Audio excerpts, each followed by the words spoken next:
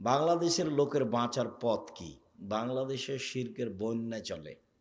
আমরা তো মনে করি পানির বন্যা, বন্যা যখন আসে তখন পানির বন্যা। শিরকের বন্যা আছে। দুধের ছেলে ঘুম থেকে উঠে গিয়ে স্কুলে গিয়েই বলছে, ও কালিমা তোমার আকাশ, ও কালিমা তোমার বাতাস। তা আকাশ বাতাস কি কালিমার না আল্লাহর? তাহলে বাংলাদেশের মানুষ জন্মসূত্রেই মুশরিক। বাংলাদেশের মানুষ ছেলে মেয়ে জন্মসূত্রেই মুশরিক। তোমরা কি পড়াশোনা করো সেটা আমার এখনো ধরা পড়েনি। বাংলাদেশের ছেলেরা ওর বাপ মা বলছে যে আমার ছেলের মেধা ভালো, গোল্ডেন পেয়েছে, আমি তাকে বড় ডাক্তার বানাবো, আমি তাকে বড় ইঞ্জিনিয়ার বানাবো। প্রায় ডাক্তারি চোর, প্রতারক। তোমাদের গ্রামের ভালো ডাক্তারের কথা আমি বলিনি, তবে যেই কোম্পানি তাকে টাকা দেয় সেই কোম্পানির ওষুধ লিখে। তো তোমার বাপ যে অত টাকা পয়সা খরচ করে পড়িয়েছে, তো এটা কি? প্রায় ইঞ্জিনিয়ারি চোর। দুই একজনের কথা আমি বলছি না, দেখো রাস্তাঘাট ঘর বাড়িতে ওর চুরি। তো এগুলো দিয়ে জাতির কি হবে? ওর জন্মই হলো শিরক দিয়ে, চলাফেরাই শিরক দিয়ে, ওর বিদ্যের সূচনাই শিরক। আবার ও প্রতারক। তোমার বাপ তো যেদিন তুমি ম্যাট্রিক পরীক্ষা দাও, ভালো রেজাল্টের জন্য তিনজন শিক্ষক রেখেছিল। যেদিন তুমি বিশ্ববিদ্যালয়ে ভর্তি হওয়া ইন্টারের পরে, সেদিন সাবজেক্ট প্রতি একটা করে শিক্ষক রেখেছে। আমার ছেলের মেধা ভালো। তোমার বাপের কত গল্প, আর তোমার মায়ের খালার সামনে করে, ফুফুর সামনে করে, বোনের সামনে করে। তোমার বাপের আর তোমার মায়ের গল্প খালি বন্যার মতো ভাসছে, সেটা তুমিও জানো। কারণ তুমি মেধাবী ছেলে। তো মেধার ফলাফলে তুমি হলে চোর, মেধার ফলাফলে তুমি হলে প্রতারক। আর তোমার মেধা যদি খুব বেশি ভালো হয়, সিরাজগঞ্জ জেলায় বাড়ি হিসেবে চলে গেছো লন্ডন আমেরিকায়, তারপরে তোমাকে তো তারা বড় চাকরি দিবে না। আব্দুল্লাহর বক্তব্য শোনো, এরা সব গোলাম, গোলামকে ওরা বড় চাকরি দিবে? খুব মেধা ভালো হিসাবে ওকে বলেছে যে আপনি হলেন সুইপারদের প্রধান, বেতন 5 লাখ। তো এখন যদি ও ঢাকা পিজি হাসপাতালে ডাক্তার, হয়তো বেতন 3 লাখ। তো ওখানে ও 5 লাখ বেতনে তো থাকবেই। আবারও বলছে তোকে সিটিজেন দিলাম, তো এ নাগরিক। তো এখন বলছে যে আমি আমেরিকার নাগরিক, আমি আমেরিকার নাগরিক, আমি লন্ডনের নাগরিক। ওর বাপও বলছে, আর মাও বলছে। ছেলে কিন্তু সুইপারের প্রধান। তো ওইরকমই আমি এখন বাড়িতে ঢুকছি, তা আমার আগে এখনই বাড়ির মালিক আছে। তো ছেলে বের হয়েছে, ছেলে এখন বাপকে বলছে গুড মর্নিং। এখন বাপও বলছে গুড মর্নিং। সকালে ফজরের সালাতের পরের ঘটনা। এখন আমি কি করতে পারি? খেতে বসে আমি এখন বলছি, ভাইজান আমি কি বলি, আসলে লন্ডন টাকা ইনকাম করতে এসেছি, ধর্ম বিক্রি করতে আসিনি, আদর্শ বিক্রি করে খেতে রাজি নই। কয়েক কোটি গুড মর্নিং যদি এক পাল্লায় দাও, আর একটা যদি আসসালামু আলাইকুম এক পাল্লায় দাও, বলো তো কোন পাল্লা ভারী হবে? তো তোমার বাপ তোমাকে কি শিখালো? তোমার বাপ মায়ের অবস্থা দেখলে আমার মনে হয় চাঁপাই নবগঞ্জের ভাষা, আমও গেল ছালাও গেল, কাঁদতে কাঁদতে 2 চোখও গেল। আর যদি চাঁপাই নবগঞ্জের ভাষা বুঝতে না পারো, তাহলে ছোটকালে একটা কবিতা পড়েছিল, ওইটা বললে ভালো বুঝতে পারবা। সেটা কি? বাবু বলে, মাঝি চাঁদ কেন বাড়ে কমে রে? তো মাঝি বলছে, এসব কি আর আমি জানি? তোর জীবন চারা নাই মিছে। মাঝি, এই হয় কেন রে? ওসব কি আর আমি জানি? দেখি তোর জীবন আটা নাই মিছে। মাঝি, এসব বলতে পারিস? আমি কি ওসব জানি? দেখি তোর জীবন 12 আনাই মিছে। এই পর্যন্ত বাবু পৌঁছেছে। তো বাতাস উঠেছে, নৌকা হিলে উঠেছে। এখন মাঝি বলছে, বাবু সাঁতার জানো বাবু? তখন বাবু বলছে, না রে মাঝি, না, আমি তো সাঁতার জানি না। এখন মাঝি বলছে, বাবু এখন দেখি তোর জীবন 16 আনাই মিছে। তোমার বাপের অবস্থা এই, তোমার মায়ের অবস্থা এই, দেখো তুমি তলিয়ে। না না, তোমার মা বুঝে ছেলে মানুষ করা? আরে ছেলে মানুষ করতে হবে জাতির জন্য, জাতিকে পরকালমুখী করার জন্য। তোমার বাপ টাকার স্বার্থে ছেলে মানুষ করেছে। তোমার বাপ জোর করে টাকা নিতে পারবে? তুমি এই দেশে চাকরি করো কোম্পানিতে, 10 লক্ষ টাকা তোমার বেতন, কোম্পানি, আর যে কোম্পানির মালিক সে হলো ভোদাই, ও অক্ষরও চিনে না, কত দেখবে? তাহলে টাকা ভোদাইয়ের না তোমার বাপের? টাকা তো উপর থেকে লিখা আছে, টাকা কত ইনকাম করবা তুমি লিখা আছে উপর থেকে। হায়াতাহা অমাউতাহা অরিস্কাহা অমাসায়েবা। আমি মাস্ক ব্যবহার করিনি, মাস্ক ব্যবহার করে ভাগ্য বাড়াতে আমি রাজি নই। কেন? আল্লাহ নবী বলেছেন যে মানুষের সৃষ্টির 50,000 বছর পূর্বে, আদমের সৃষ্টির 50,000 বছর পূর্বে ওর লেখা আছে 4টে জিনিস। 1 তার মরণ, 2 তার জীবন, 3 তার রুজি, 4 তার বিপদ আপদ, করোনা। করোনা লেখা আছে। যদি সেদিন তার করোনা লেখা হয়ে থাকে আর আজকে যদি পাথরের ভেতরে ঢুকে রেহাই পাবে না। তো ঢাকা গেছি আমি এক করোনার লোককে দেখতে, তোর ছেলে মেয়ে বলছে হুজুর ভিতরে আসেন না, হুজুর ভিতরে আসেন না, হুজুর ভিতরে আসেন না। বলো কি তুমি? তোমার বাপের গায়ে হাত দিয়ে দোয়া পড়ে যাব আমি আব্দুর রাজ্জাক বিন ইউসুফ, করোনার 5 পয়সা দাম দিই না আমি। শোনো, এতে যদি আমারও করোনা হয় বলবো না তোমার বাপের গায়ে হাত দিয়েছিলাম সেই জন্য আমার করোনা হয়েছে। আমি বলবো পৃথিবী সৃষ্টির 50,000 বছর পূর্বে আমার ভাগ্যে করোনা লেখা ছিল, তাই হয়েছে। কি বলো তুমি? অল্প সময়ে আমাকে মোশরেক বানাতে চাও? মাস্ক দিয়ে আমি ভাগ্য বাড়াতে রাজি নই। কি করলো তোমার বাপ আর কি করলো তোমার মা? আরে ঠাকুর বাঙালিদের শত্রু, ঠাকুর ঢাকা বিশ্ববিদ্যালয়ের শত্রু, ঠাকুর মুসলমানের শত্রু, ঠাকুর জাতির শত্রু। যেদিন ভারত বাংলাদেশ পাকিস্তানের মুসলমান ইংরেজদের হাতে নির্যাতিত, সেদিন ঠাকুর লন্ডনে মুছ পাকায়। সেদিন ঠাকুরের মান মর্যাদা লন্ডনে দেখে কে? সেই ঠাকুরের কবিতা আমার ছেলে পড়ে। আমি অত কাপুরুষ নই, আমি অত মূর্খ নই। আমি আপনাকে কোনোদিন শিক্ষিত মনে করতে পারিনি, না আপনাকে, না আপনার ছেলেকে, না আপনার মেয়েকে, না আপনার জাতিকে। আমি আব্দুর রাজ্জাক বিন ইউসুফ 90 সাল থেকে আছি, এইভাবেই আছি। আমার ছেলেকে সকালে উঠে 1 মিনিটের জন্য আমি বলতে দিতে রাজি নই, ও কালিমা তোমার আকাশ, ও কালিমা তোমার বাতাস। আমি 90 সাল থেকে বলে আসি তোর বাপের আকাশ, এই কথা আমি সেদিন থেকে বলে আসি।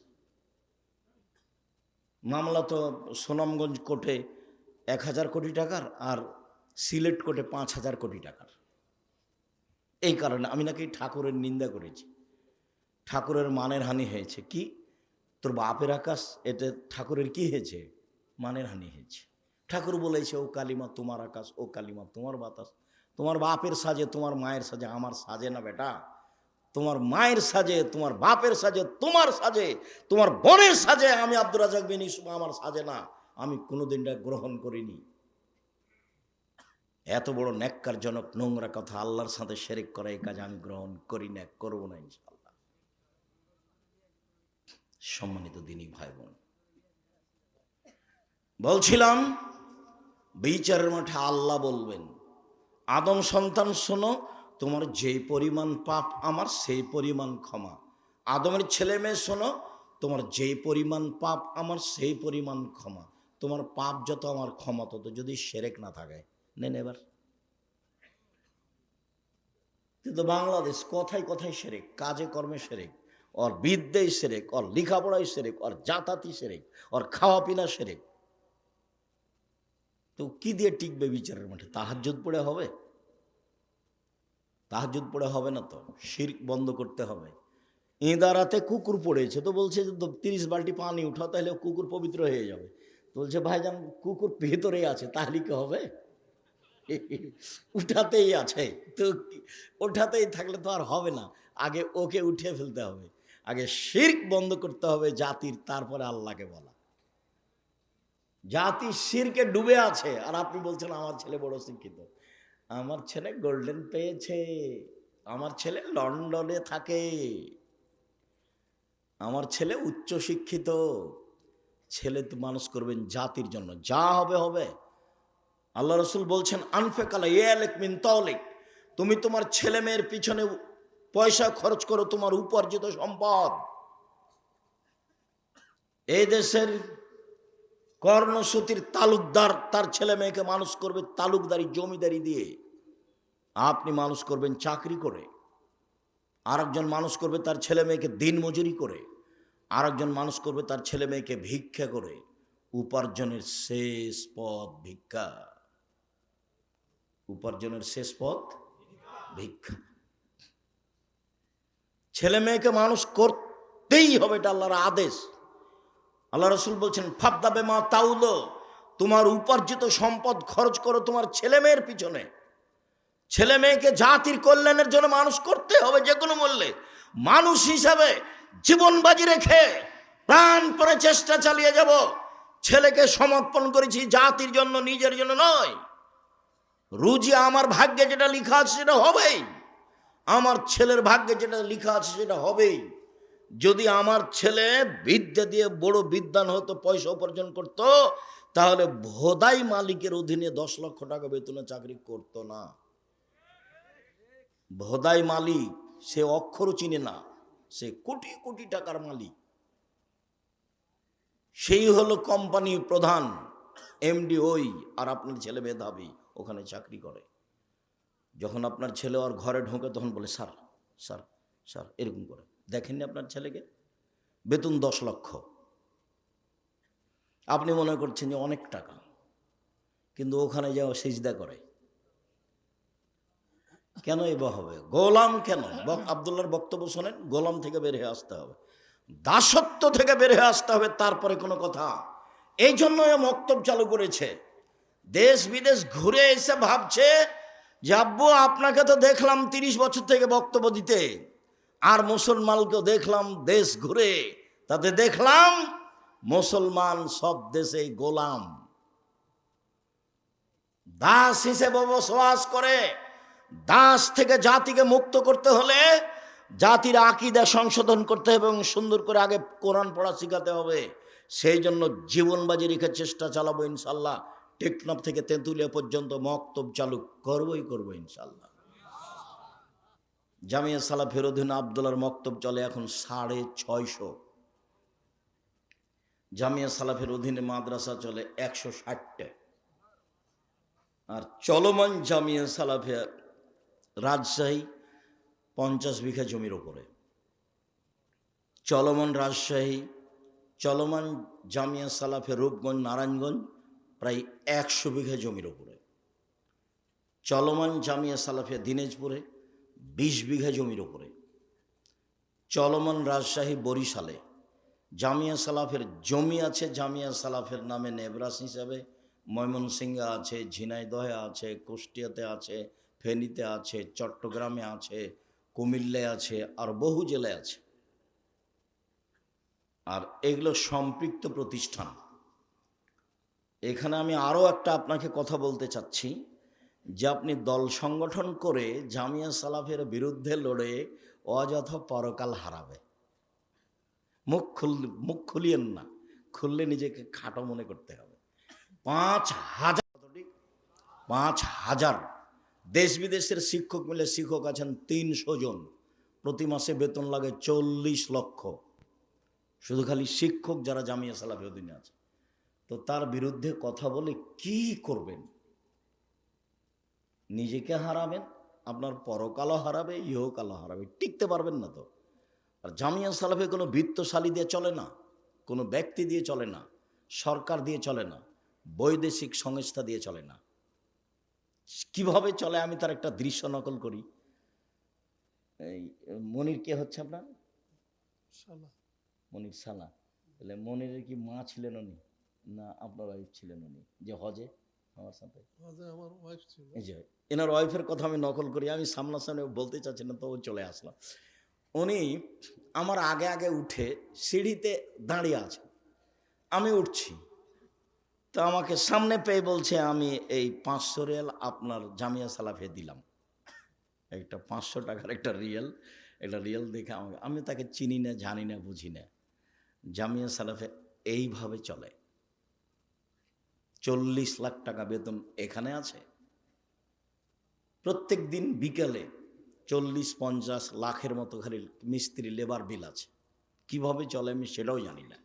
শিক্ষক জানে না জামিয়া সালাফি কিভাবে চলে, ছাত্র জানার তো কোনো প্রশ্নই আসে না। জামিয়া সালাফির রসিদ বই বাহিরে ব্যবহার হয় না, কোনো শিক্ষক রসিদ বই ব্যবহার করতে পারবে না, তাহলে তার জরিমানা হবে। জামিয়া সালাফি কিভাবে চলে ছাত্র জানে না, শিক্ষক জানে না, কমিটি জানে না, আমি ভালোভাবে জানি না, তো আপনি কিভাবে জানবেন? জামিয়া সালাফির নিচে কোনো ভিত্তি নাই, এমনি চলমান ভ্রাম্যমান জামিয়া সালাফি। আর আমি তো কোনো বৃত্তশালী নই, আমার আব্বা সাধারণ ছোট কৃষক মানুষ, জমি জায়গা অল্প ছিল, সেটা আমার আব্বাকে লাশ মাটি দেওয়ার পরে ভাগ করেছি, কিন্তু আমি জমি জায়গা চিনি, আমার ছোট ভাই চিনে না, আমরা জমি জায়গায় যাই না। আমার মা অপছন্দ করতেন আমাদের জমি জায়গার খোঁজ নেওয়া, সেই জন্য আজও নি না, ওটা খোঁজ খবরই রাখি না আমরা। কিন্তু আমরা ওইটুকুকে সামনে রেখে বলি, কোনো মানুষ আমাকে এই যে 90 সাল থেকে বলতে পারবে না যে আব্দুর রাজ্জাক সাহেব একদিন আমার কাছে পথ খরচ চেয়েছিল, রুজি ওখান দিয়ে দিবে আল্লাহ ইনশাল্লাহ, আপনার কাছে 10 টাকা নিতে হবে তারপর আমার রুজি হবে, এটা আমি কোনোদিন ভাবিনি। কোনোদিন সভাপতি, সেক্রেটারি, মসজিদ হোক, বক্তব্য হোক, সম্মেলন হোক, কাউকে হিসাব করে একটা বাক্য বলতে হবে এরকম আমার জীবনে কোনোদিন ঘটেনি। এরকম আমার কোনোদিন 1 মিনিটের জন্য ঘটেনি যে আপনাকে হিসাব করে কথা বলতে হবে, আপনি কত বড় মানুষ। কত এমপি মন্ত্রী আমার প্রোগ্রামে আসলো, এসব বলছে যে 1 মিনিট সময় দিবেন, তা আমি ওইভাবে অপমান করিনি যে আমি কোরআন হাদিসের অনুবাদ করছি আর আপনি মধ্যে কথা বলতে চান, এ তো বহু বড় মুশকিল কথা, এইভাবে আমি বলিনি। তাকে আমি বলেছি কোরআন হাদিসের আলোচনা চলছে, মাননীয় মন্ত্রী সাহেব কিছুক্ষণ অপেক্ষা করবেন। আমার কথা বলা শেষ হয়েছে, তখন উনি কথা বলেছেন। কত এমপি মন্ত্রীকে আমি দেখলাম, বক্তব্য ছেড়ে দিয়ে তাকে কথা বলতে দিব, এরকম আমার জীবনে একদিন 1 মিনিটের জন্য ঘটেনি। একবারে একই মাপে আছি 90 সাল থেকে এখন পর্যন্ত, আলহামদুলিল্লাহ। 19-20 আমি বুঝি না। সম্মানিত দিনী ভাই বোন, শিরক মহাপাপ।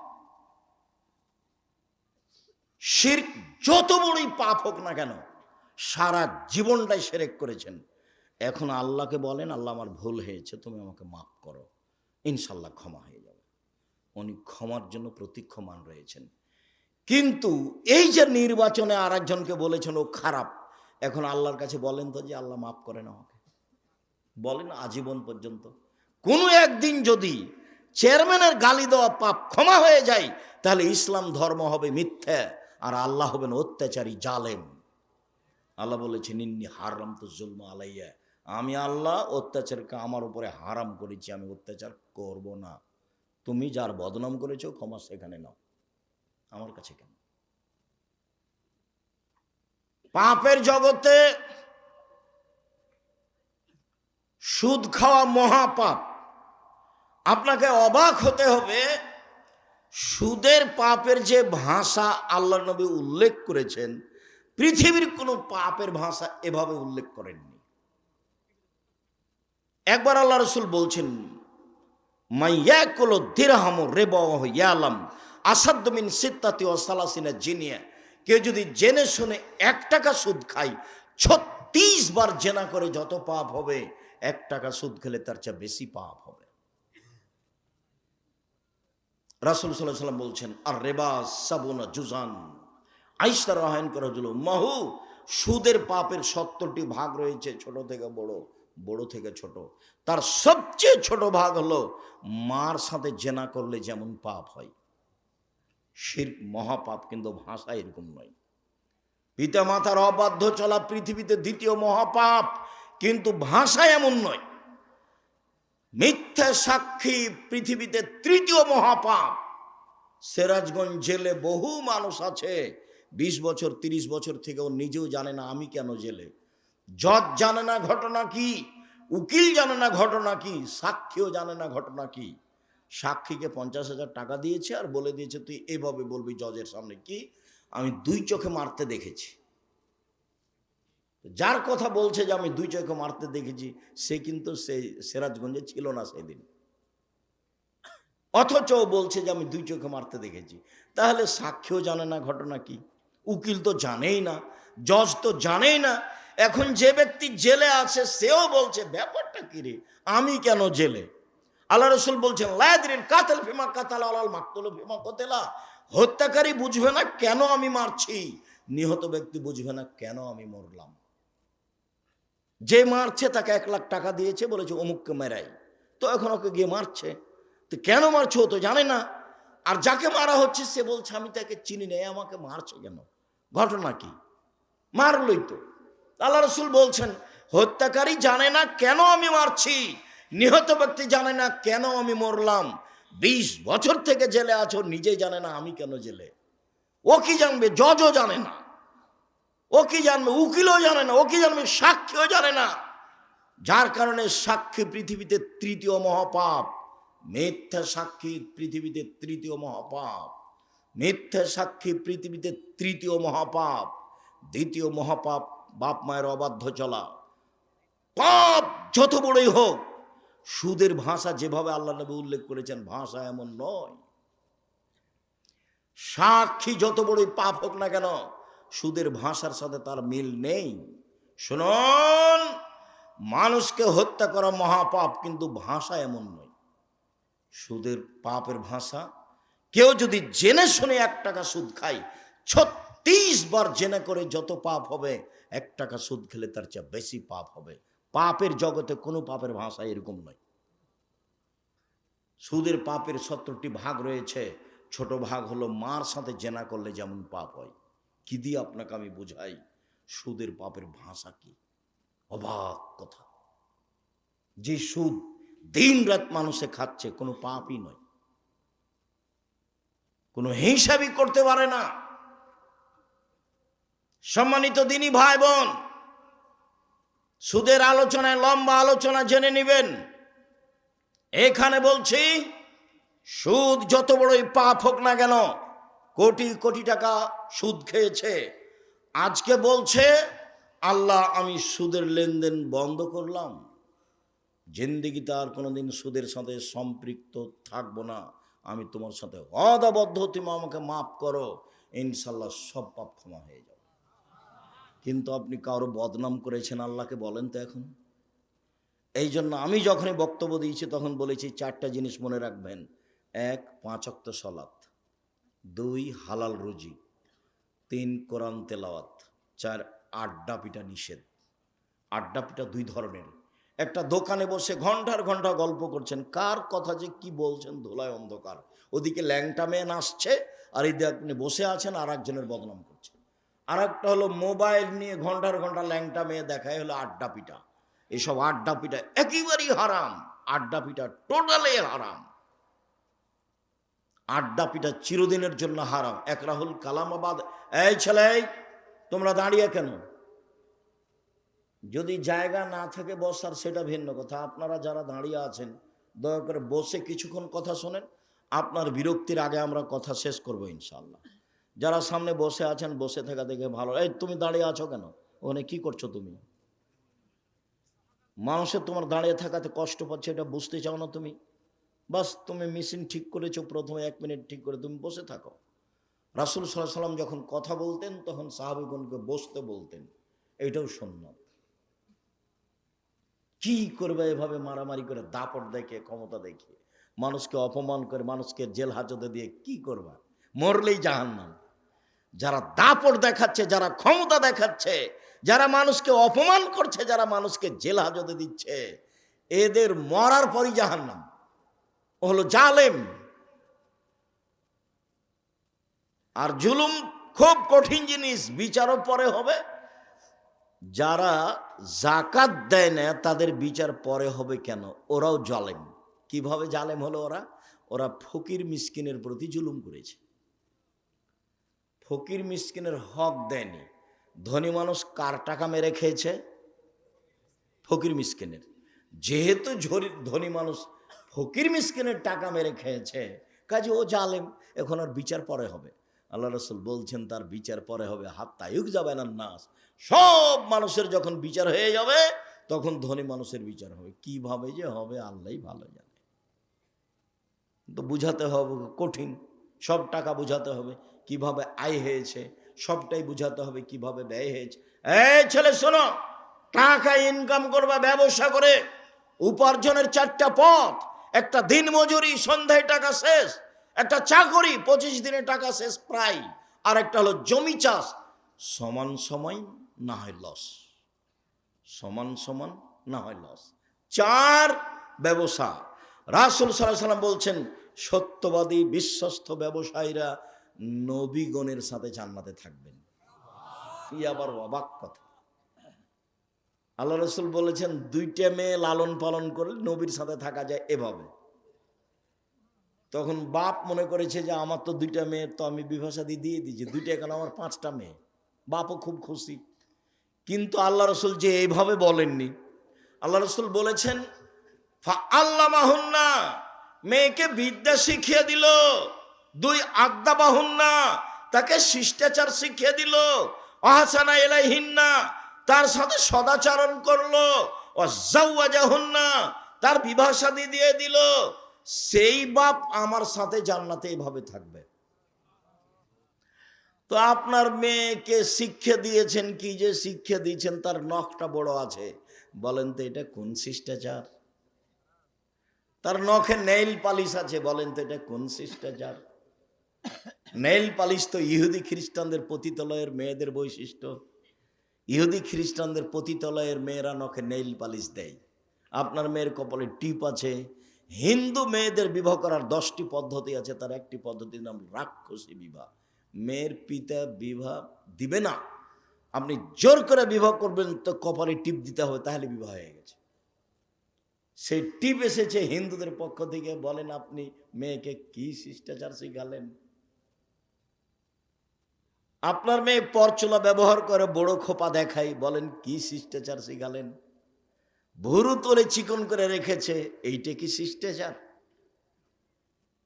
দাঁত ছিলে ফাঁকা ফাঁকা খোলা খোলা করে রেখেছে, এইটাই কি শিষ্টাচার? উঁচু স্যান্ডেল পরে নিজেকে লম্বা দেখাই, এইটাই কি শিষ্টাচার? ব্রেসের পরে নিজেকে যুবতী দেখাই, এটাই কি শিষ্টাচার? সামনের চুল ছোট করে রেখেছে, এটাই কি শিষ্টাচার? আস্কারা মাস্কারা কি কি মুখে লাগিয়ে ভ্যানে ঘুরছে, ভ্যানে চড়ে। ভ্যানওয়ালা কি স্বামী? রিক্সাওয়ালা কি স্বামী? সেভাবে ওভাবে ঘুরছে, এটাই কি শিষ্টাচার? ভ্যানিটি ব্যাগ নিয়ে সিরাজগঞ্জ বাজারে চলে গেছে, এটাই কি শিষ্টাচার? কোনটা শিষ্টাচার? আল্লাহ রাসূল বলছেন যে ওই পিতা আমার সাথে জান্নাতে থাকবে যে পিতা মেয়েকে বিদ্যা শিখিয়ে দিল, 1, 2 শিষ্টাচার শিখিয়ে দিল, 3 ভালো আচরণ করলো, 4 বিবাহ শাদী দিয়ে দিল। সেই পিতা আমার সাথে জান্নাতে এইভাবে থাকবে। জান্নাতে রাসূলের সাথে থাকা কঠিন। একজন সাহাবী রাসূলের সাথে রাতে ছিলেন। তো অজুর পানি আর মেশক নিয়ে রাসূলের কাছে উপস্থিত। আল্লাহ রাসূল খুব খুশি হয়েছেন। বাহ, ভালোই তো, তুমি তো অজুর পানি নিয়ে এসেছো, তুমি তো মেশক নিয়ে এসেছো, খুব খুশি। সালমা শেতা, তুমি যা চাও চাও আমি দিয়ে দেবো। মুহাম্মদ সাল্লাল্লাহু আলাইহি ওয়াসাল্লাম বুঝতে পারেন যে কি চাইবে। নবী হলে কি হবে, গায়েবের খবর জানেন না। আমার মাঝাবি ভাইরা মনে করছেন যে নবী গায়েবের খবর জানেন। পাশের একটা লোক, পাশে বউ ঘুমাননি, এমনি ভান করে শুয়ে আছেন আয়েশা রাদিয়াল্লাহু তাআলা আনহা। আর রাসূল মনে করছেন যে আয়েশা ঘুমিয়ে গেছে, অথচ আয়েশা বলছেন যে আমি ভান করে ঘুমিয়ে আছি। ভান করে ঘুমা বুঝেন না? ভান করে ঘুমিয়ে আছি। দেখি মুহাম্মদ সাল্লাল্লাহু আলাইহি ওয়াসাল্লাম কি করেন, কোথায় উঠে যান। দেখলাম ধীরে উঠলেন, ধীরে জুতা স্যান্ডেল পায়ে দিলেন, কাপড় গায়ে দিলেন, ধীরে দরজাটা খুললেন, আমি যেন জানতে না পারি। দরজাটা খুলে বের হলেন, বাহির থেকে দরজাটা টেনে বন্ধ করে দিলেন, চলে গেলেন। আমিও উঠলাম, দেখি কি কোথায় যান। আসলে আল্লাহ রাসূল কোথায় যাচ্ছেন এটা আয়েশার মৌলিক খেয়াল হলো, আমাকে বাদ দিয়ে এ রাতে আবার কোনো স্ত্রীর কাছে যান নাকি, এটা হলো আয়েশার খেয়াল। আর আল্লাহ রাসূল যাচ্ছেন মরা মানুষের জন্য ক্ষমা চাইতে, কবরস্থানে বাকিউল গারকাদে যাবেন। জান্নাতুল বাকি তার নাম নয়, তার নাম হচ্ছে বাকিউল গারকাদ। ভারত বাংলাদেশ পাকিস্তানের নাম দিয়েছে জিন পাহাড়, আর জান্নাতুল বাকি কবরস্থানের নাম দিয়েছে জান্নাতুল বাকি, নাম বাকিউল গারকাদ। তো এবার উঠে দেখছেন, দেখি কোথায়, ওই যে কবরস্থানে 100 গজ দূরে হবে, ওর পাশেই মসজিদে নববীর সাথে কবরস্থান। ওই যে হাত তুলে দোয়া করলেন, 1 বার 2বার 3বার হাত তুলে দোয়া করলেন। তারপরে হাঁটতে লাগলেন ফিরে। আমিও ঘুরে হাঁটতে লাগলাম, দেখলাম জোরে হাঁটলেন, আমিও জোরে হাঁটলাম। দেখলাম একটু দৌড়াচ্ছে, আমিও জোরে দৌড়াচ্ছি। আমি আগেই বিছানে চলে এসেছি।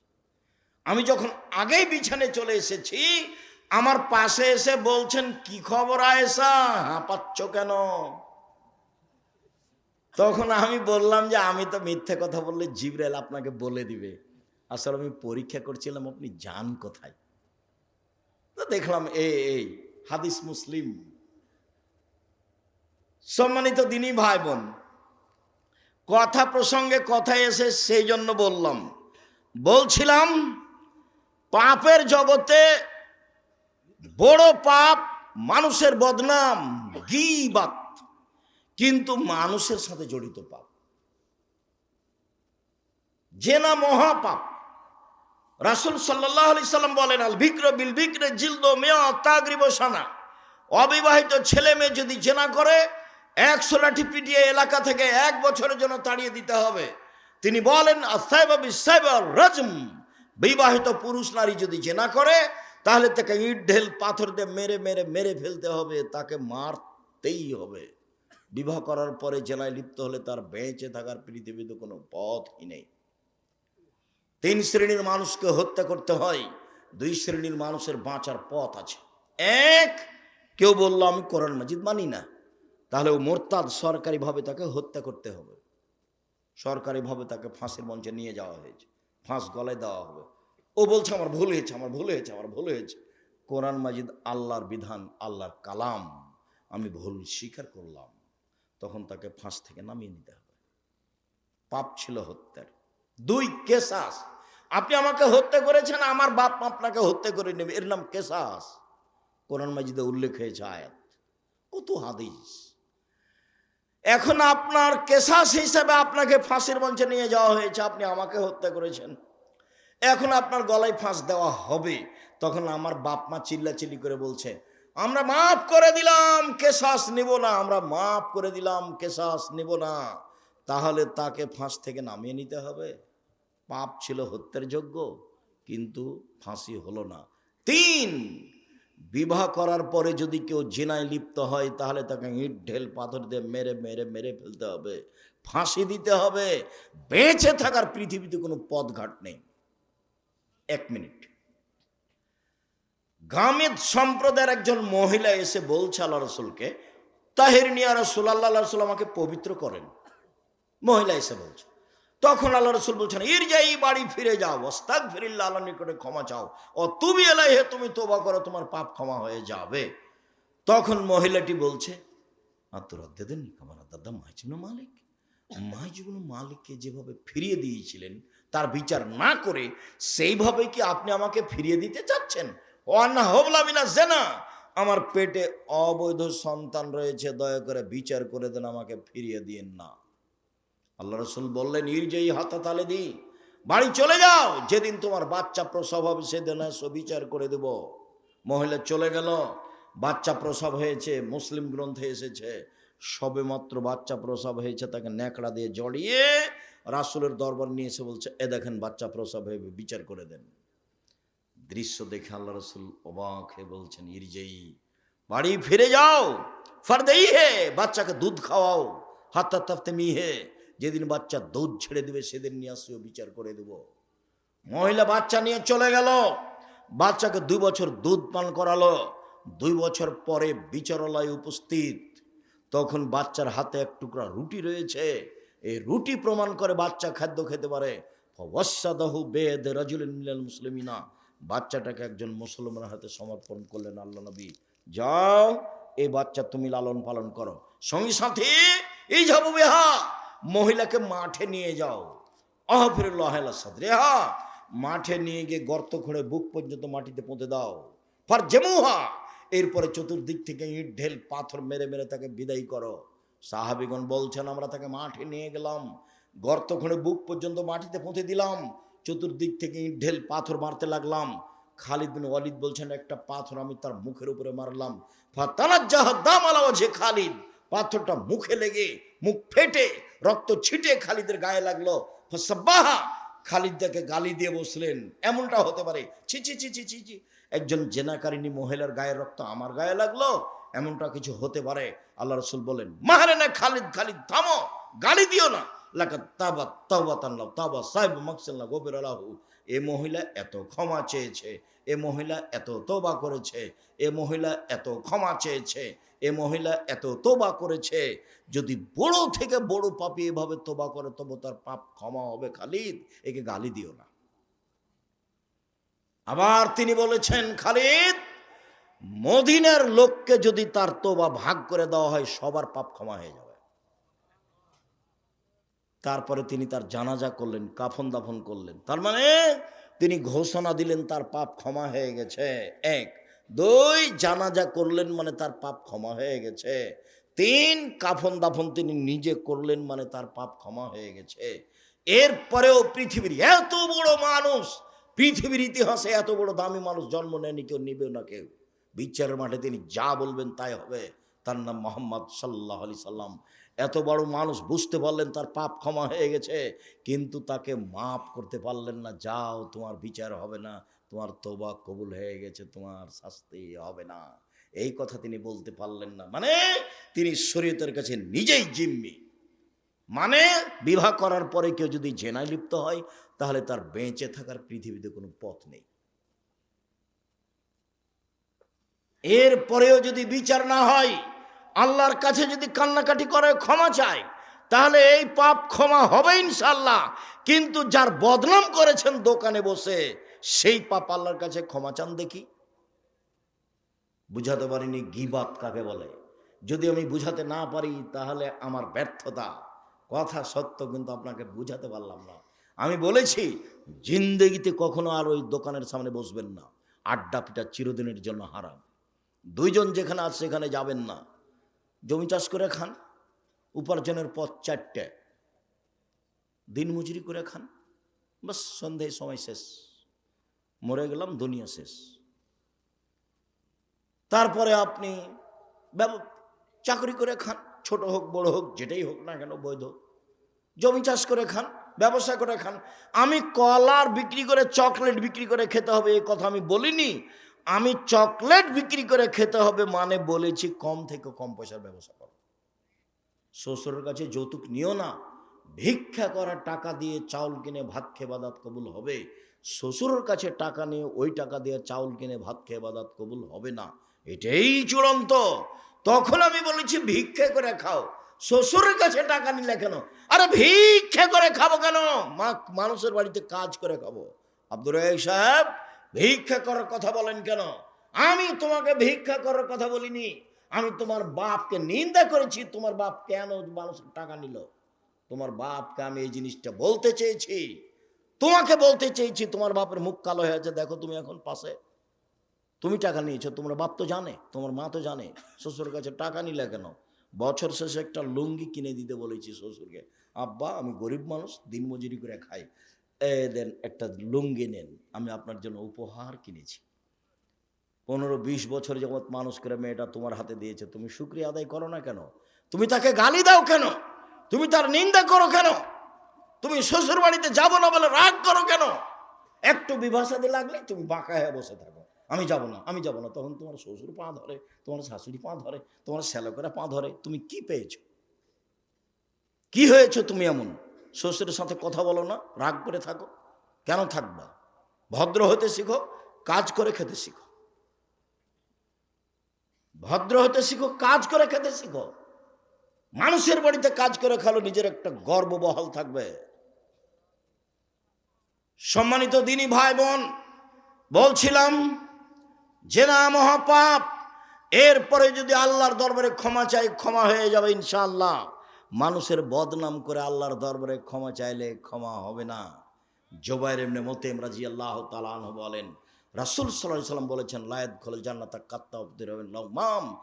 যারা চুগলখড়ি করে, যারা বদনাম করে, যারা গীবত করে, তারা জান্নাতে যাবে না, তারা জান্নাতে প্রবেশ করবে না।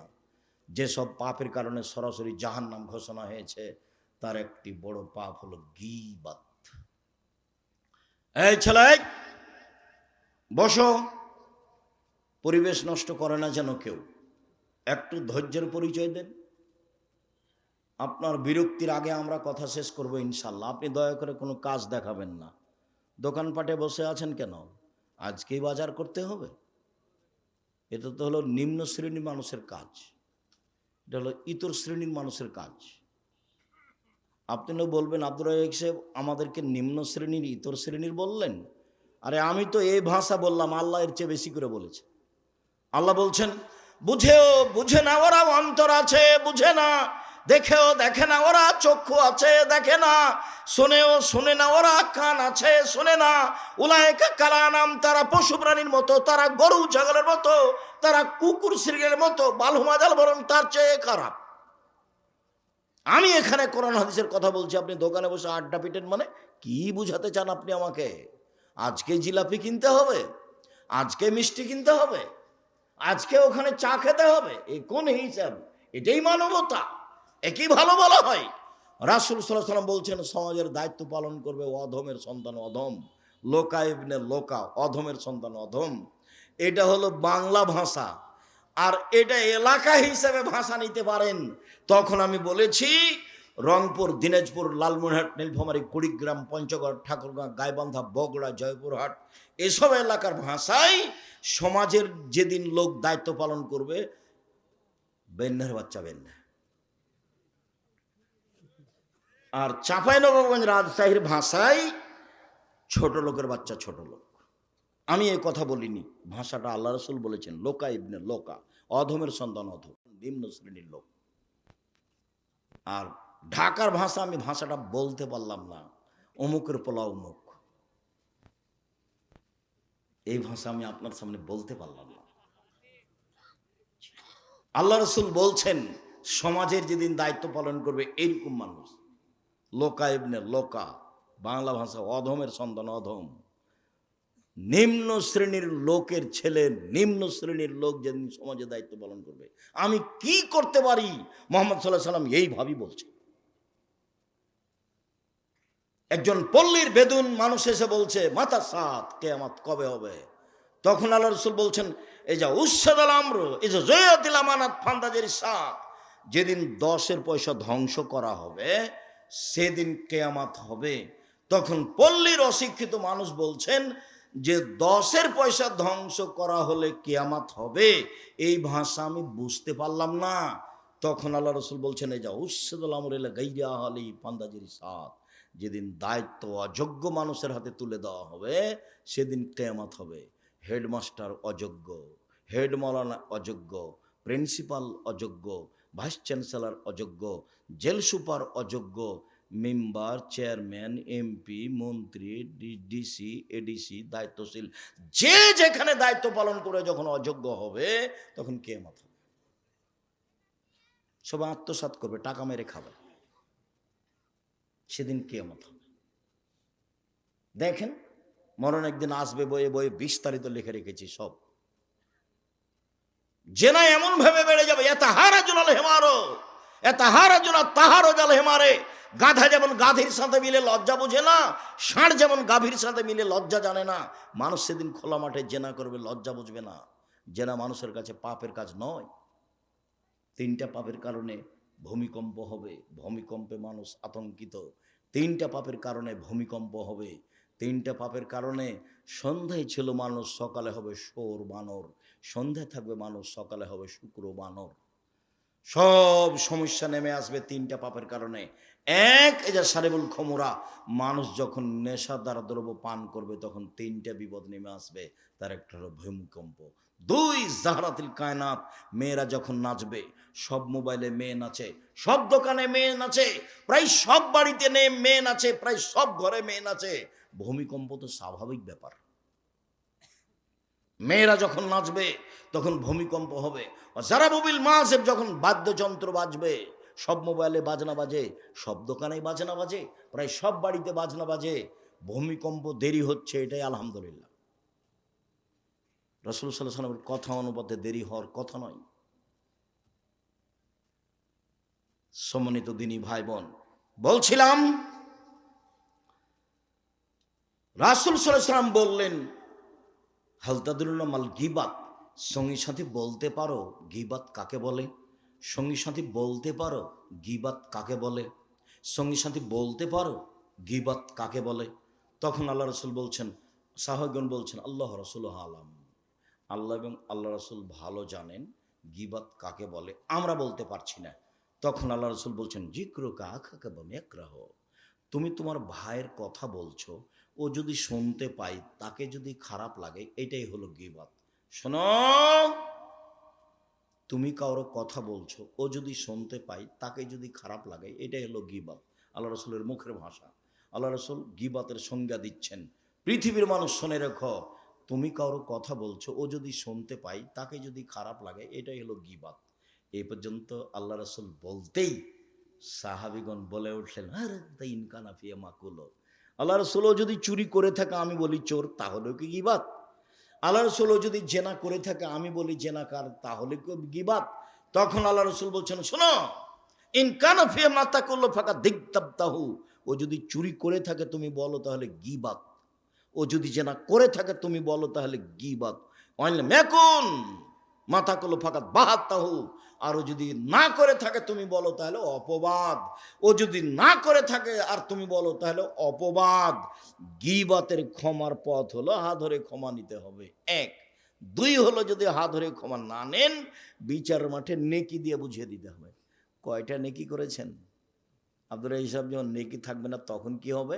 তখন আল্লাহ রসুল বলেছেন, ওর পাপ গীবাত পরিমাণ নিতে হবে, দিয়ে ও জান্নাতে চলে যাবে আর এ যাবে জাহান্নামে। এটা বিচারের পদ্ধতি। আর যদি অপবাদ হয় তাহলে 80 লাঠি। যদি অপবাদ হয় তাহলে কত লাঠি? 80 লাঠি ছাড়া আপনি পবিত্র হবেন না। কেন আপনি দোকানে বসতে গেলেন? আপনাকে আমি কতবার বলেছি দোকানের সামনে যাবেন, আসসালামু আলাইকুম, আহমাদ লবণ আছে? জি আছে, 1 কেজি লবণ দাও। আহমাদ মরিচ আছে? জি আছে, 200 মরিচ দাও। বাস নেওয়া শেষে, টাকা দেওয়া শেষে, আসসালামু আলাইকুম। ওখানে আপনি বসলেন কেন? আপনাকে যে আমি বলেছি 2 জন যেখানে বসে আছে সেখানে বসবেন না।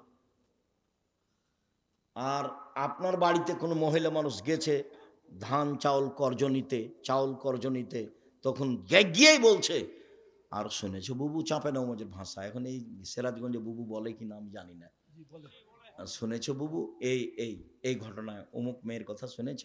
তখন আপনার স্ত্রী বলে, চুপ থাকেন, মুখ খুলবেন না। মানুষের বদনাম করেন কেন? আর একবার মুখ খুললে আপনাকে আমি চাউল কর্জ দেব না, জান। আর আপনার ওই স্ত্রীর যদি স্বভাব হয়, কি বলো তো, কি বলো তো, একটু বসেলে, আরে বসো, পরে আগে বলো না, তাহলে কি হবে? গীবাত আবার শুনতে ভালো লাগে। আর যে শত্রু পক্ষ, ওর যদি গীবাত হয় আরো ভালো লাগে। আর এমন শান্তি পায়, ও যদি বিপদে পড়ে তাহলে বলে ঠিক হয়েছে। বিপদগ্রস্ত ব্যক্তি যদি শত্রু হয় তাহলে খুব খুশি। আমি নিজে চোখে গরু জব করতে দেখেছি, যে খুশি হয়েছে তা কি জব করতে দেখেছি? গরু জব করতে দেখেছি। কেন? ও বিপদে পড়েছে সেই জন্য। আর 2 ভাই গন্ডগোল করে ঢেঁকি কেটে ভাগ করে নিচ্ছে, এটা আমার চোখের সামনে। ঢেঁকি কেটে কি করেছে? ভাগ করে নিয়েছে। 2 ভাই দিন রাত স্বামী স্ত্রী খেলে ওর বদনাম করে নিজের ভাইয়ের। ঝগড়াতে এভাবে বলছে, তখন আমি পাশে দাঁড়িয়ে, গ্রামের ছেলেপিলা মানুষ সামনে দৌড়ে গেছি যে বাড়িতে ঝগড়া হচ্ছে, তখন বলছে, থাম থাম, আমি তো এখান থেকে চলে যাব, আমার ভাগটা এমন লোকের কাছে বিক্রি করব যে তোকে গুতাতে পারে। অথচ আল্লাহ রসুল বলছেন, নিজের ভাই যখন বলবে জমি আমি কিনবো না, তুমি যার কাছে ইচ্ছা বিক্রি করো, তখন তুমি অন্যের কাছে বিক্রি করতে পাবা, তাছাড়া তোমার বিক্রি নিষেধ। কথা মুহাম্মদ সাল্লাল্লাহু আলাইহি ওয়াসাল্লাম বলছে। কথা বুঝাতে পারিনি, আর একবার বলি। আমাদের গ্রামের ওই লোকটা বলছে ওর ভাইকে ঝগড়াই, যে শোন, আমি তো এখান থেকে চলে যাব, তা আমার জমির ভাগটা তোকে দিব না, এমন মানুষের কাছে বিক্রি করব যে মানুষ তোকে কি করতে পারে? গোতাতে পারে, উচিত শিক্ষা দিতে পারে। অথচ আল্লাহ রসুল বলেছেন যে ভাই ভাইয়ের ভাগ বিক্রি করতে পাবে না ভাইকে না বলে। যখন ভাই বলবে ঠিক আছে ভাই, আমি তোমার ভাগ কিনতে পারছি না, যেখানে ইচ্ছে সেখানে বিক্রি করো, তখনই অন্যের জায়গাতে বিক্রি করো, অন্যের কাছে বিক্রি করো, যা বিক্রি নিষেধ। কিভাবে বদনাম গড়ে উঠছে সমাজে! দল করলে, সংগঠন করলে, দলাদলি করলে, মারামারি করলে এটা হবে একবারে গীবাত বদনামের বন্যা। আমি বসে আছি, হঠাৎ করে ওই সাংবাদিক ঢুকেছে প্রতিষ্ঠানে। আমি সাধারণত কারোর সাথে এরকম কথা বলি না। তো আমি অফিসে কি কাজে বসেছিলাম, চলে এসেছি। তো আমার সাথে এখন কথা বলছে, বলতে বলতে বলছে যে আপনার প্রতিষ্ঠানে এটা ঘটেছিল। তখন আমি বলছি, সেই কথা এখন কেন? ভিক্ষা করে খেতে পারেন না? এই কাজ করতে কেন এসেছেন? সাংবাদিকতায় হারাম। সাংবাদিকদের কাজই হলো মিথ্যা কথা কি করা, প্রকাশ করা। একটু পরে বলছি, দেখেন মিথ্যা কথা প্রকাশ করা কত কঠিন। আল্লাহ তাআলা বলছেন, ওয়ালা তাজাসসু, পৃথিবীর মানুষ তোমরা দোষ ত্রুটি উদ্ঘাটন করো না। দোষ ত্রুটি উদ্ঘাটন করা চিরদিনের জন্য হারাম। তিনি বলছেন, ওয়ালা তাহাসসু, মানুষের গোপন কথা কান লাগিয়ে শোনো না। যারা মানুষের গোপন কথা কান লাগিয়ে শোনে তাদের কানে বিচারের মাঠে তামা সীসাকে গলিয়ে জাহান্নামের আগুনে গলে কানে ঢেলে দেওয়া হবে। মানুষের গোপন কথা শোনা হারাম, মানুষের দোষ ত্রুটি উদ্ঘাটন করা হারাম। রাসূল সাল্লাল্লাহু আলাইহি ওয়াসাল্লাম বলেন, মান সাতারা মুসলিমান সাতারাহুল্লাহু ফিদ দুনিয়া ওয়াল আখিরা। কেউ যদি মানুষের দোষ ত্রুটি দুনিয়াতে ঢেকে রাখে, আল্লাহ বিচারের মাঠে তার দোষ ত্রুটি ঢেকে রাখবেন। এক মিনিট এদিকে লক্ষ্য করেন। এই ছেলে, ঘুমিয়ে আছো নাকি? এদিকে লক্ষ্য করো। আল্লাহ তাআলা বিচারের মাঠে একজন পাপীকে নিয়ে আসবেন, নিয়ে এসে তার বাহু দিয়ে আড় করে রাখবেন, কাউকে দেখতে দিবেন না। দিয়ে তার আমলনামাটা সামনে ধরে বলবেন, দেখো তো এগুলো কি তোমার পাপ?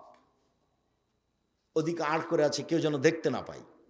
আল্লাহ বলছেন এভাবে, দেখো তো এটি কি তোমার পাপ? তখনও বলবে জি, এগুলি আমার পাপ। তখন আল্লাহ বলবেন, তুমি কি মনে করো আমার ফেরেশতারা অন্যায় লিখেছে? তখনও বলবে জি না, জি না, আমি এটা বলি না যে ফেরেশতারা অন্যায় লিখেছে। তখন আল্লাহ বলবেন, তুমি আমাকে কিছু বলতে চাও? তখন লোকটা বলবে জি না, আমি কিছু বলতে চাই না। তখন আল্লাহ বলবেন, শোনো, তোমার একটা ভালো ভাস ছিল, তুমি মানুষের দোষ ত্রুটি ঢেকে রাখতে। তুমি মানুষের দোষ ত্রুটি ঢেকে রাখতে পারো, আমি আল্লাহ হয়ে তোমার দোষ ত্রুটি ঢেকে রাখতে পারি না। যাও, তোমার বিচার হবে না, তোমাকে মাফ করে দিলাম। বলেন সাংবাদিকের কি হবে? ওর আর কোনো রুজির পথ নেই। আমি ভিক্ষে করে খেতে বলছি, এটা তো একটা গতি। আমার দিনমজুরি করে খাবে, আরো দুনিয়াতে অনেক পথ আছে। চকলেট বিক্রি করেই খেতে হবে তা তো নয়, কলা বিক্রি করে খাবে, জুতা স্যান্ডেল বিক্রি করে খাবে, কাপড় চোপড় বিক্রি করে খাবে, অনেক পথ আছে উপার্জনের। এই অটো চালানোর চেয়ে, অটো দিয়ে রাস্তা ঘেরার চেয়ে ব্যবসা করা ভালো। জুতা স্যান্ডেল রাস্তায় বিক্রি করো, অত রিক্সের উপরে বোঝা নিতে গেলে কেন? ছোট থেকে ছোট ব্যবসা করো। সত্যবাদী বিশ্বস্ত ব্যবসায়ীরা কোটিপতি, জান্নাত কিনবে কোটি টাকার ব্যবসা করে। আমি জান্নাত কিনবো জুতা স্যান্ডেল বিক্রি করে ফুটপাতে। আমি বিশ্বস্ত, 10 টাকা দিয়ে জুতা কিনেছি, 12 টাকা বিক্রি করব, 40 টাকা বিক্রি করব না। ঢাকা বাইতুল মোকাররমে চতুর্দিকে জুমার দিন জিনিস বিক্রি হয়, কাপড় চোপড়। একজন বলছে পাঞ্জাবি, তখন আর এক বলছে 3000। একজন বলছে পাঞ্জাবি, তখন আর একজন বলছে 3000। তার মানে সন্ধ্যা পর্যন্ত পাঞ্জাবি বিক্রি হলো 3000 টাকা করে। এখন দুইজন বাড়ি যাচ্ছে আর বলছে যে পাঞ্জাবিগুলোর দাম 300 করে রে, 3000 করে বিক্রি করেছি। তো এইভাবে ফাঁকি দিয়েছে। আপনি 3 মাস পরে গিয়ে দেখেন আর দোকানও নাই, লোকটাও নাই, কিছুই থাকবে না। মিথ্যা কথায় ফাঁকি দিয়ে ব্যবসা করলে এমনি হারাবে, ওটা রাসূল বলেছেন। এখানে যেমন বলেছেন সত্যবাদী বিশ্বস্ত ব্যবসায়ীরা নবীদের সাথে থাকবে, ওটাও তো এমন বলেছেন মিথ্যা কথা ফাঁকি দিয়ে ব্যবসা করলে সবকিছুই হারাবে।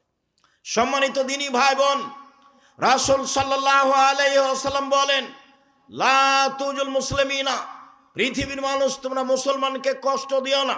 ওয়ালা তুয়াইরু, তাদের নিন্দা করো না। ওয়ালা তাত্তাবিউ আওরাতিহিম, তোমরা মানুষের পিছনে পড়ো না। মাইয়াত্তাবি আওরাত আখিল মুসলিম, পৃথিবীর কোনো মানুষ যদি কোনো মানুষের পিছনে পড়ে, বদনামের পিছনে পড়ে, ইয়াত্তাবিল্লাহ আওরাতাহু, তাহলে আল্লাহ তার পিছনে পড়ে যাবেন। ওমাইয়াত্তাবি আওরাতাহু ইয়াফজাহু ওয়ালাউ কানা ফি জাওফির আলী, আর যার বিরুদ্ধে আল্লাহ চলে গেছেন, আল্লাহ তাকে অপমান করেই ছাড়বেন। ও যদি মানুষের বদনাম করার পরে ওর বাহনের পেটের ভিতরে ঢুকে যায়, একটা মানুষের বদনাম করার পরে ও তার উটের পেটের ভিতরে ঢুকে গেছে, কথার কথা পাথরের মধ্যে ঢুকে গেছে, তবু আল্লাহ সেখানে কি করবেন? তাকে অপমান করেই ছাড়বেন। ভুলেও কোনোদিন মানুষের পিছনে পড়বেন না, নইলে আল্লাহ আপনার পিছনে পড়ে যাবে, তখন আপনি আর টিকতে পারবেন না। আল্লাহর সাথে মোকাবেলা করে আপনি পারবেন? টিকতে পারবেন না। ফেন্সুগঞ্জ সিলেটের ওসি বলছে আপনি সিগনেচার করেন, মামলা আমি চালাবো। তখন আমি বলছি ভাইজান আমি মানুষের বিরুদ্ধে মামলা করব না, আমি বলছি মানুষের বিরুদ্ধে আমি মামলা করব না। ও চালাতে পারে না মামলা, আমি কেন চালাবো? তো ওই চালাই, ওর তো ক্ষমতা আছে। ওই মানুষের মামলা চালাতে গেলে তাহলে মানুষের মতো হয়ে যাবে, ও যদি চালাই তাহলে তার মতো হবে। তো আমি ছোট কাজে যাবো কেন? ওই করুক, অকি করার সুযোগ দিই, মানুষের পিছে পড়বেন না। রাসূল সাল্লাল্লাহু আলাইহি সাল্লাম বলছেন মান কানা জাওয়াজহাইনে ফি দুনিয়া কানা ইয়াউমাল কিয়ামা ফি লিসানানে ফি ওয়াজি আও ফি ফামিহি। যে ব্যক্তি মানুষের বদনাম করবে দুনিয়াতে, বিচারের মাঠে তার মুখে হবে দুইটা আগুনের জিহ্বা। যে ব্যক্তি মানুষের বদনাম করবে দুনিয়াতে, তার মুখে হবে বিচারের মাঠে দুইটা আগুনের জিহ্বা, এক মুখে দুইটা জিহ্বা। আনাস রাদিয়াল্লাহু তাআলা আনহু বলেন একদা রাসূল সাল্লাল্লাহু আলাইহি সাল্লাম বললেন জিবরাইল আমাকে উপরে নিয়ে যাচ্ছেন। আল্লাহ নবী বলছেন জিবরাইল আমাকে উপরে নিয়ে যাচ্ছেন, হঠাৎ দেখি অনেক মানুষ তাদের লম্বা লম্বা তামার নখ, একমে শুনো জুহম, নখ দিয়ে একবারে মুখের উপরে খামচা মেরে গোস্ত তুলে ফেলছে, আবার নখ দিয়ে বুকের উপরে খামচা মেরে এইসব গোস্ত তুলে ফেলছে। আল্লাহ রাসূল বলছেন জিবরাইল মান হাউলাই, এরা কি, একই কথা, এরা কারা?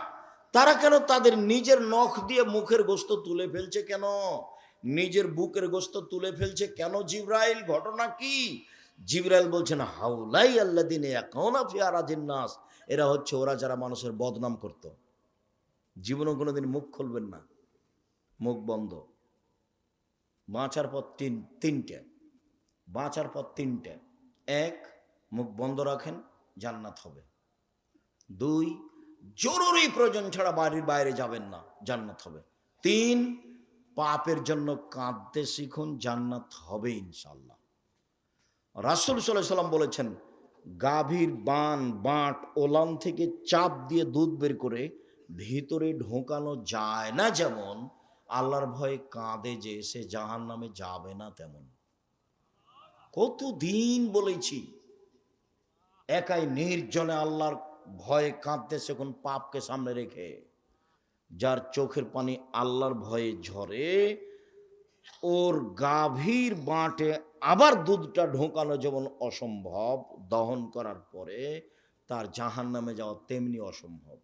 এ কথা আমি বলিনি, এ কথা মুহাম্মদ সাল্লাল্লাহু আলাইহি সাল্লাম বলেছেন। তখন তিনি বললেন পৃথিবীর মানুষ, জাহান্নাম থেকে বাঁচার তিনটা পথ। এক, মুখ বন্ধ রেখো, ভালো কথা ছাড়া মুখে ব্যবহার করো না। দুই, জরুরি প্রয়োজন ছাড়া বাড়ির বাইরে যাও না। আপনি তো ভাত খাওয়ার পরে হাতটাই ভালো করে মুছেন না, খালি চলে যাচ্ছেন দোকানের দিকে, ওখানে গল্প করবেন। সেই জন্য আপনার চরিত্র কেউ না বুঝলে আপনি তো বুঝেন। দোকানে বসে থাকতে আপনাকে ভালো লাগে, আর আপনি মুরব্বী মানুষ, কষ্ট নিয়েন না, আপনি আমার দিনী ভাই, আপনাকে আমি ভালোবাসি। আপনি বাড়িতে টিভি রেখেছেন, রাত 3টার সময় উঠেছেন তাহাজ্জুদ পড়বো বলে, দিয়ে অজু করে কষ্ট করে এখন জায়নামাজে দাঁড়াবেন, তখন মনটা চলে একটু দেখি টিভিটাতে কি আছে, এই সময় একটু দেখি। যেমন টিপ দিয়েছেন তেমনি ভারতের ল্যাংটা মেয়ে চলে এসেছে বিশাল আকৃতিতে। তাহাজ্জুদ কোথায় হারিয়ে গেছে? মন দিয়ে চলে শয়তান, সবসময় শয়তান মনের উপরে চলে। মানুষের ভেতরে দুইটা জিনিস, একটা হলো আত্মা, পাপের আদেশ করে, আর একটা হলো আকল, বিবেক। ও বলে না করা হবে না, ও করা হবে না, সব সময় ঝগড়া করছে দুইজন। আত্মার আকল, আত্মার আকল, আত্মা। ইউসুফ আলাইহিস সালাম বলছেন ইন্না নাফসালা আমারাতু বিসসুই, আত্মা পাপের আদেশ করে। আমি বলি না নিখুঁত আমি, তবে আমি বলছি জুলাইখাকে জাতির সামনে ঘোষণা দিতে হবে আমি অন্যায় করেছি, ইউসুফ করেনি। যখন জেলে বলতে গেল, ডাকতে যাওয়া হলো, ইউসুফ আপনাকে দেশের সরকার ডেকেছে, আপনি জেল থেকে বের হন। তখন ইউসুফ আলাইহিস সালাম বলছে জি না, আমি জেল থেকে বের হব কেন? আগে জুলাইখাকে জাতির সামনে ঘোষণা দিতে হবে আমি অন্যায় করেছি, ইউসুফ করেনি। যতক্ষণ পর্যন্ত খোলা মাঠে জুলাইখা ঘোষণা না দিবে, ততক্ষণ পর্যন্ত আমি ইউসুফ জেল থেকে বের হব না। যদিও ইন্না নাফসা আল্লাহ মারত বিশ্বয়ে, মানুষের আত্মা পাপের আদেশ করে, মানুষের আত্মা পাপের আদেশ করে। আমি জুলাইখার সাথে অন্যায় করবো কি করবো না সেটা পরের কথা, তবে আগে জুলাইখাকে জাতির সামনে ঘোষণা দিতে হবে।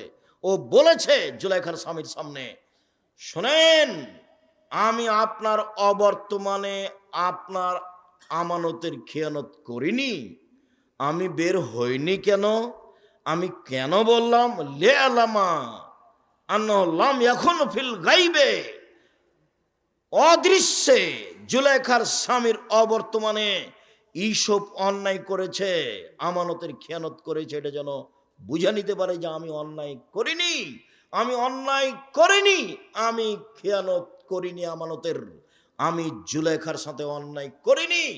জাতির সামনে ঘোষণা না দেওয়া পর্যন্ত আমি জেল থেকে বের হব না। আমাদের নবী মুহাম্মদ সাল্লাল্লাহু আলাইহি ওয়াসাল্লাম বলছেন, ইউসুফের ধৈর্য আমার চেয়ে অনেক বেশি, ইউসুফের ধৈর্য আমার চেয়ে অনেক বেশি। আমি যদি 12 বছর জেলে থাকতাম আর যদি সরকারের পক্ষ থেকে আমাকে ডেকে পাঠানো হতো, তাহলে আমি বলতাম চলো চলো চলো চলো। এই কথা মুহাম্মদ সাল্লাল্লাহু আলাইহি ওয়াসাল্লাম বলছেন। তাই বলছেন যে ইউসুফের ধৈর্য আমার চেয়ে অনেক বেশি।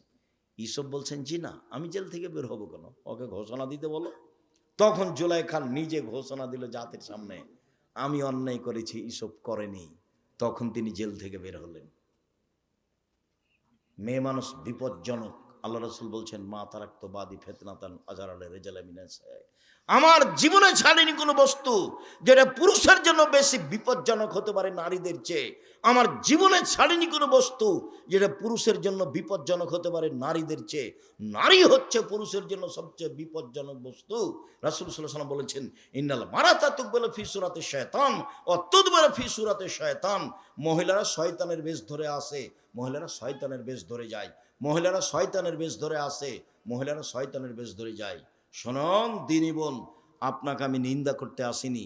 আরে আপনাকে আমি শয়তান বলবো কেন? আপনাকে তো আমি খাদিজার মতো মনে করি, আপনাকে আমি আয়েশার মতো মনে করি। দেখবেন 1 মিনিট খাদিজা দেখবেন, আয়েশা 1 মিনিট দেখবেন, দেখায় আপনাকে 1 মিনিট এদিকে দেখেন। এই মেয়ে কথা বলছো কেন, চুপ থাকো।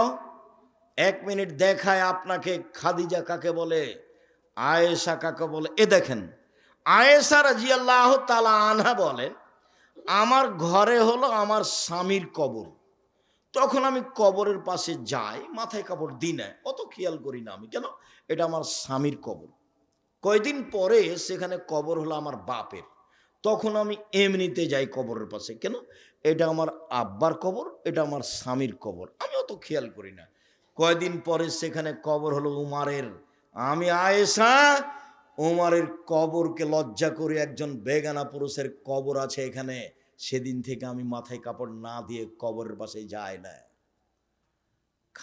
আয়েশা রাদিয়াল্লাহু তাআলা আনহা কবরকে লজ্জা করেন, একজন বেগানা পুরুষের কবরকে লজ্জা করেন আয়েশা রাদিয়াল্লাহু তাআলা আনহা। আর আপনি এখন নগ্ন পোশাকে আছেন, ভ্যানিটি ব্যাগ ঘাড়ে আছে, ফ্যাশন বোরকা আছে, বলেন আমি কি বলতে পারি আপনাকে? নখ বড় আছে, নখে নেইল পালিশ আছে, কি বলতে পারি? এখন আমি নিরুপায় বলেছি যে তোমার বাপ নেই, তোমার বাপ যদি থাকতো তো এমন হলো কেন, তুমি বলো। তখন আমি নিরুপায় হয়ে বলেছি যে দেখেন বাপ কাকে বলে, পিতা কাকে বলে দেখেন। তাহলে আজকে 1 মিনিট বলি, এই ছেলেরা দেখো তো পিতা কাকে বলে, দেখো তো তুমি আজকে তোমার বাপকে চাচা বলে ডাকবা না আব্বা বলে ডাকবা, বিবেচনা করো। আমি নিশ্চিত জানি যে এটা তোমার আব্বা, এটা আমি জানি, কিন্তু আমি তোমাকে কেন বলছি যে এটাকে আর বাপ বলো না চাচা বলো, আমি দুঃখে বলেছি। কেন? তোমার আব্বাকে আমি বুঝাতে পারিনি যে বাপ কাকে বলে। 1 মিনিট। আয়েশা রাদিয়াল্লাহু তাআলা আনহা বলেন, আমরা এক সফর থেকে আসছিলাম, হঠাৎ করে গলার হার হারিয়ে গেল, খুঁজে পাই না, আমরা বড় বিপদে পড়ে গেলাম। পানি নেই, অজু করতে পারি না, সালাত আদায় করতে পারি না, হার খুঁজেও পায় না। আমি আমার বড় বোনের হারটা নিয়ে এসেছিলাম আসমার, আমি খুব চিন্তিত। জনগণ আমার আব্বার কাছে গেল, আমার আব্বাকে বলল, আপনি কি জানেন আয়েশা কি ঘটিয়েছে? কি ঘটিয়েছে? ও তো গলার হার হারিয়েছে, আমরা খুঁজে পাচ্ছি না, যেতেও পারছি না। তাই এই কথা শুনে আবু বকর সিদ্দিক আমার নিকটে আসলেন। তখন আমার স্বামী আমার উরু রানের উপরে মাথা দিয়ে ঘুমিয়েছিলেন। মুহাম্মদ সাল্লাল্লাহু আলাইহি সাল্লাম এসে ফাল্লাকা জানি লাকসাদান সাদিদা, আমার কোমরের উপরে এত জোরে মারলেন, খুব জোরে মারলেন। ওই সময় আমার স্বামী আমার উরু রানের উপরে মাথা দিয়ে ঘুমিয়েছিলেন। উনি যদি ঘুমিয়ে না থাকতেন তাহলে আবু বকর সিদ্দিকের মায়ের কারণে, আমার বাপের মায়ের কারণে আমি দূরে সরে যেতাম। এক মিনিট, কথা বলার পূর্বে আর একটা কথা বুঝাই। আমাদের দেশের বাঙালি গতিতে যদি শ্বশুর গিয়ে দেখে মেয়ের ঘরে যে মেয়ের উরু রানের উপরে মাথা দিয়ে জামাই ঘুমিয়ে আছে, তাহলে বাপ ওখানে না গিয়ে এইভাবে ঘুরবে। ভাইজান বুঝাতে পেরেছি কথা? কিন্তু শরীয়ত এমন নয়। আয়েশা রাদিয়াল্লাহু তাআলা এভাবে বলছেন, আমার আব্বা আসলেন, আবু বকর সিদ্দিক আসলেন, খুব জোরে মারলেন, পৃথিবীর সবচেয়ে বড় মানুষে মারলেন। নবী রাসূল ব্যতীত পৃথিবীর ইতিহাসে আদম থেকে নিয়ে কিয়ামত পর্যন্ত আবু বকর সিদ্দিকের মতো দামি মানুষকে জন্ম নিবেও না। আবু বকর সিদ্দিক রাদিয়াল্লাহু তাআলা মারলেন, পৃথিবীর সবচেয়ে বড় মানুষে মারলেন, পৃথিবীর সবচেয়ে বড় মহিলাকে মারলেন। পৃথিবীর ইতিহাসে আয়েশা রাদিয়াল্লাহু তাআলার দামি মহিলা আর কেউ নেই পৃথিবীতে। সবচেয়ে বড় মহিলাকে মারলেন, সবচেয়ে বড় মানুষের সামনে মারলেন। নবী রাসূল নির্বিশেষে জনগণের সবার মাঝে দামি মানুষ হলেন মুহাম্মদ সাল্লাল্লাহু আলাইহি সাল্লাম। এত বড় দামি মানুষ আর কেউ পৃথিবীতে আসেনি, আসবেও না। সবচেয়ে বড় মানুষের সামনে মারলেন। বিবাহধারী মেয়েকে মারলেন, পূর্ণ যুবতী মেয়েকে মারলেন, জামাইয়ের সামনে মারলেন, হাত দিয়ে মারলেন, দিন দুপুরে মারলেন, 1400 মানুষের সামনে মারলেন। সবচেয়ে বড় মানুষে মারলেন, সবচেয়ে বড় মহিলাকে মারলেন, সবচেয়ে বড় মানুষের সামনে মারলেন, জামাইয়ের সামনে মারলেন, দিন দুপুরে মারলেন, খোলা মাঠে মারলেন, 1400 মানুষের সামনে মারলেন, হাত দিয়ে মারলেন, বিবাহধারী মেয়েকে মারলেন, পূর্ণ যুবতী মেয়েকে মারলেন। এত বড় বাপে এত বড় বেটিকে এত বড় মানুষের সামনে মেরে দিলেন। ভুল কোথায় গলার হারটা হারিয়ে গেছে খেয়াল করতে পারেননি, সেই জন্য। আর আপনার মেয়ে দিন রাত নখে নেইল পালিশ দিয়ে নখ বড় বড় করে ঘুরে আপনি ধমক দিতে পারেন না, আপনি আবার বাপ। ছি থু। আপনার মতো বাপ বেঁচে থাকা আমি আব্দুর রাজ্জাক বিন ইউসুফ চাইনি। আপনি মরে গেলে জামিয়া সালাফে আপনার ছেলে মেয়েকে লালন পালন করবে ইনশাআল্লাহ। 5000 ছেলে মেয়ের মধ্যে 519 জন আছে ইয়াতিম অসহায়। কালকে যদি আরো 500 জামিয়া সালাফে গিয়ে ঢোকে, লালন পালনের সমস্যা হবে না ইনশাআল্লাহ। আপনার মতো বাপ আমি বেঁচে থাকা চাইনি। আর যদি বেঁচে থাকতে চান তাহলে বাপের মতো হয়ে বেঁচে থাকেন। বাপ কাকে বলে? এই যে দেখেন, বাপ কাকে বলে? এই যে দেখেন, পৃথিবীর সবচেয়ে সেরা মহিলাকে পিটিয়ে দিলেন। মেয়ে কোনোদিন বাপের সঙ্গে বড় হয় না, 7 ছেলের মা হলেও। মেয়ে মেয়ে, বাপ বাপই। আপনি যেভাবে বুঝেছেন শরীয়তে ভাবে নয়। আপনি ছেলে মেয়েকে যেভাবে লালন পালন করতে শিখছেন শরীয়তে ভাবে নয়। সম্মানিত দিনী ভাই বোন, রাসূল সাল্লাল্লাহু আলাইহি ওয়াসাল্লাম বলেছেন, আলোচনার শেষে চলে আসলাম, অনেক কথা থেকে গেল, রাসূলের কথার শেষে চলে আসলাম। তিনি বলেছেন, পৃথিবীর মানুষ যদি 2টা জিনিসের জিম্মেদারি নিতে পারে, আমি তার জান্নাতে নিয়ে যাওয়ার জন্য জিম্মেদারি নিলাম। এক, কেউ যদি মুখে কারো বদনাম না করে আমি তাকে জান্নাতে নিয়ে যাব। কিভাবে নিয়ে যাব সেটা আমার ব্যাপার, বুখারী মুসলিম। 2, কেউ যদি জেনায় লিপ্ত না হয় আমি মুহাম্মদ সাল্লাল্লাহু আলাইহি সাল্লাম তাকে জান্নাতে নিয়ে যাব। কিভাবে নিয়ে যাব সেটা আমার ব্যাপার। তাকে জিজ্ঞাসা করা হলো, আল্লাহ নবী, সবচেয়ে মানুষ বেশি বেশি জাহান্নামে যায় কেন, কিভাবে? তখন তিনি বললেন, আল ফারজ আল ফাম, মুখের কারণে মানুষ বেশি বেশি জাহান্নামে যাবে, আর লজ্জা স্থানের কারণে মানুষ বেশি বেশি জাহান্নামে যাবে। যখন মুখ কন্ট্রোল করতে পারবে না তখন ও জাহান্নামে চলে যাবে। একদা রাসূল সাল্লাল্লাহু আলাইহি সাল্লাম বললেন, সঙ্গী সাথী বলতে পারো মানুষকে পিছন দিক থেকে ধাক্কা মেরে জাহান্নামে নিক্ষেপ করে কি? সঙ্গী সাথী বলতে পারো মানুষকে পিছন দিক থেকে ধাক্কা মেরে জাহান্নামে নিক্ষেপ করে কি? সঙ্গী সাথী বলতে পারো মানুষকে পিছন দিক থেকে ধাক্কা মেরে জাহান্নামে নিক্ষেপ করে কি? এ কথা বলতে বলতে ফাঁকা জেলেছে না, জিভাটা ধরে নিয়েছে, নিজের জিভা জিভা মানুষকে পিছন দিক থেকে ধাক্কা মেরে জাহান্নামে নিক্ষেপ করে। বলেন আর দোকানে বসবেন কিনা? বলেন কারো আর বদনাম করবেন কিনা? দল সংগঠন করে আর একজনের বদনাম করে পরকাল হারায়েন না। নিজে উপার্জন করেন, প্রয়োজনে দিন মজুরি করে নিজে উপার্জন করে নিজে খাই। আমার আব্বা বলতেন, আমার নিজের আব্বার কথা বলছি, আমার আব্বা বলতেন, বেটা কারোর টিনের বাড়ি দেখে তুমি যদি খড়ের বাড়ি জ্বালিয়ে দাও তোমাকে থাকতে দিবে না। তো তোমার খড়ের বাড়িটাই তোমাকে কি করতে হবে, মূল্যায়ন করতে হবে।